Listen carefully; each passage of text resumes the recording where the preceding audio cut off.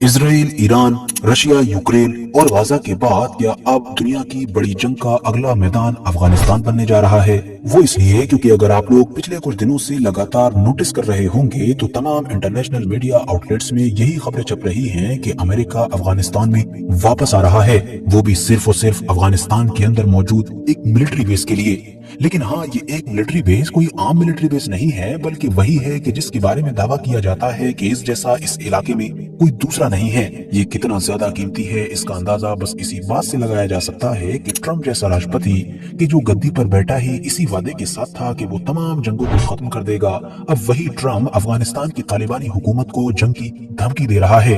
अमेरिकी राष्ट्रपति की तरफ से धमकी के तौर पर क्लियरली कहा गया है कि अफगानिस्तान ये मिलिट्री बेस हमारे हवाले करे, वरना वो तबाही और वो बर्बादी आएगी कि जिसकी तुम लोगों ने उम्मीद भी नहीं की होगी।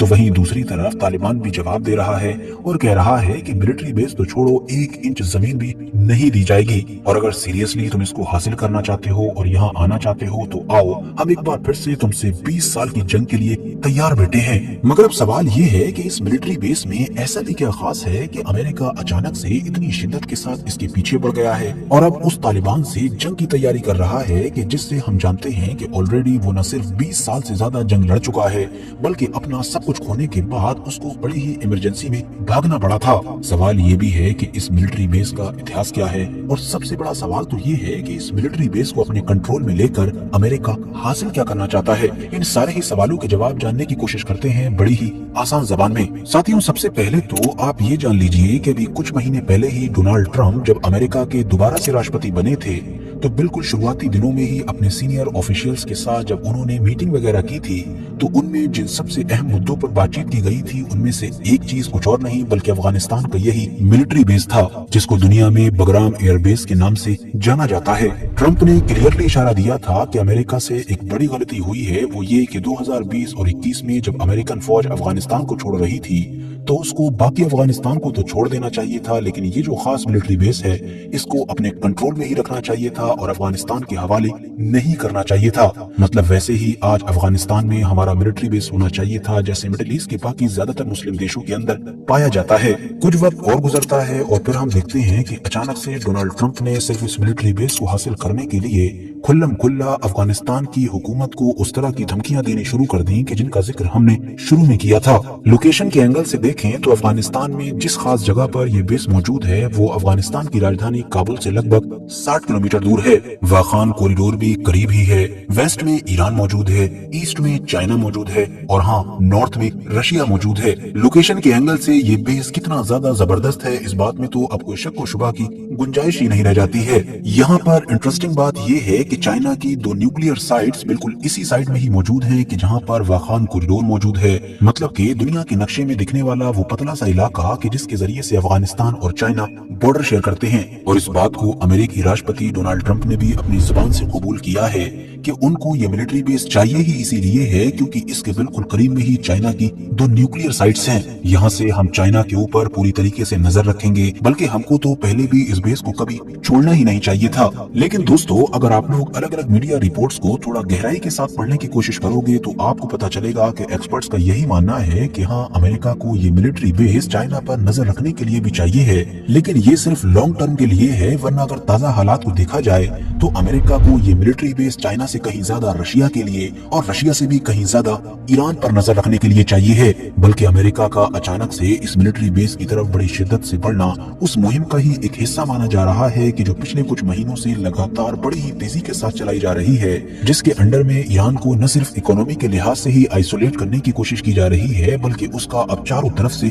घिराव भी किया जा रहा है। बल्कि कुछ एक्सपर्ट्स तो सिर्फ इस मिलिट्री बेस को ही नहीं बल्कि कुछ वक्त पहले ही जो सऊदी अरबिया और पाकिस्तान का एक डिफेंस पैक्ट हुआ था, एक डिफेंस डील हुई थी, उसको भी इसी मुहिम का हिस्सा मानते हैं और इन दोनों ही चीजों को आपस में जोड़कर देखते हैं। अब अगर थोड़ा इतिहास पर नजर डाल लें तो आप में से शायद बहुत सारे लोगों को जानकर हैरानी हो कि अफगानिस्तान में मौजूद ये बेस अमेरिका ने नहीं बनाया था बल्कि यूएसएसआर ने बनाया था। 1950 के दौर के आसपास में ये मिलिट्री बेस बनाया गया था कि जब अफगानिस्तान के अंदर यूएसएसआर काफी ताकतवर या आप कह कह सकते हैं कि असरदार हुआ करता था। इस बेस को न सिर्फ बहुत बड़े इलाके पर बनाया गया था, बल्कि इसके अंदर जो रनवेज वगैरह हैं वो भी काफी लंबे चौड़े बनाए गए थे।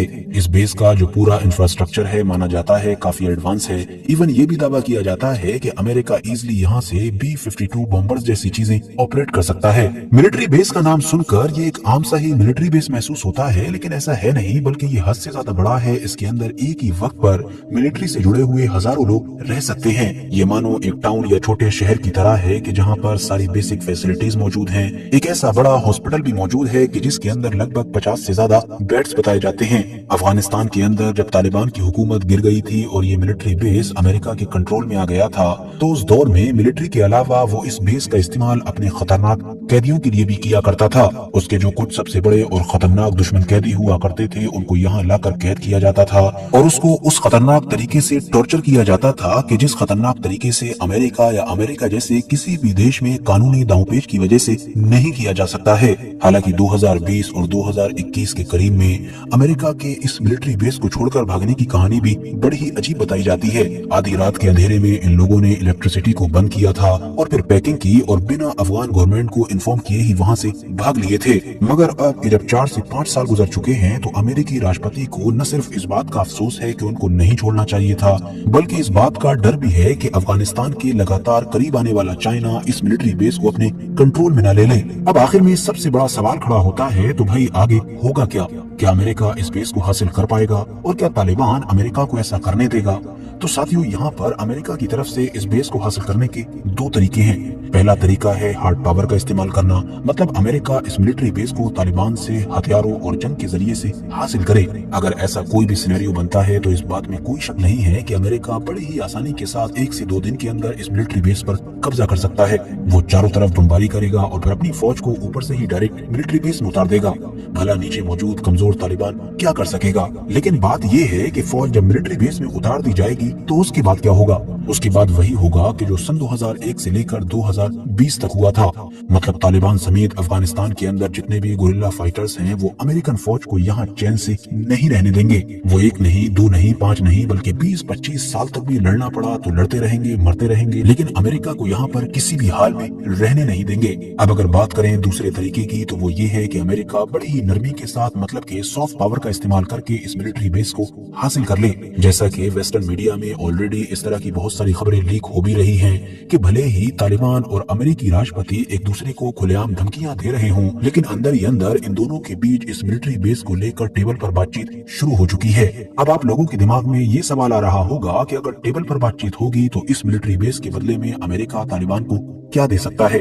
तो अभी तक हमको अपनी रिसर्च में जो कुछ भी पता चला है उसमें 2 चीजों का काफी जिक्र किया जा रहा है। एक तो 9 से 10 अरब डॉलर्स की वो बड़ी रकम कि जो अफगानिस्तान की है और अमेरिका ने लंबे वक्त से फ्रीज कर रखी है, मुमकिन है कि इस डील के तहत वो उसको रिलीज कर दे, वो अफगानिस्तान को दे दे, जिससे अफगानिस्तान की इकोनॉमी को बड़ा फायदा पहुंचे और बदले में अफगानिस्तान मिलिट्री बेस दे दे। जबकि जो दूसरी चीज चर्चाओं में है वो है मान्यता। मतलब ये भी खबरें गर्दिश कर रही हैं कि मुमकिन है कि अमेरिका ऑफर करे कि हम तालिबानी हुकूमत को रिकॉग्नाइज कर लेते हैं और बदले में तालिबान मिलिट्री बेस दे दे।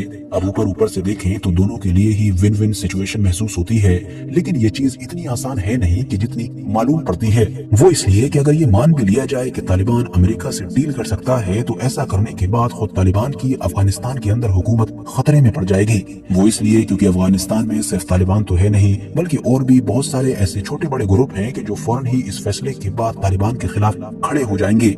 और फिर अफगानिस्तान की वो आम पब्लिक भी तो है कि जिसको 20 साल तक लगातार अमेरिका के खिलाफ तालिबान यही कहकर लड़वाता रहा था कि यही हमारे दुश्मन हैं, इन लोगों ने हमारी जमीन पर कब्जा कर रखा है। और उससे भी बढ़कर ये कि खुद तालिबान के अंदर ही जो अलग अलग पोजीशंस पर बैठे हुए लोग हैं वो एक दूसरे के खिलाफ हो जाएंगे। कुल मिलाकर अफगानिस्तान एक बार फिर से उसी सिचुएशन में चला जाएगा कि जहां पर कभी हुआ करता था, मतलब कि एक बड़ी और खतरनाक सिविल वॉर। कुल मिलाकर हम लोग तो सिर्फ इंतजार ही कर सकते हैं और ये आने वाला वक्त बताएगा कि इस मिलिट्री बेस के साथ क्या होने वाला है।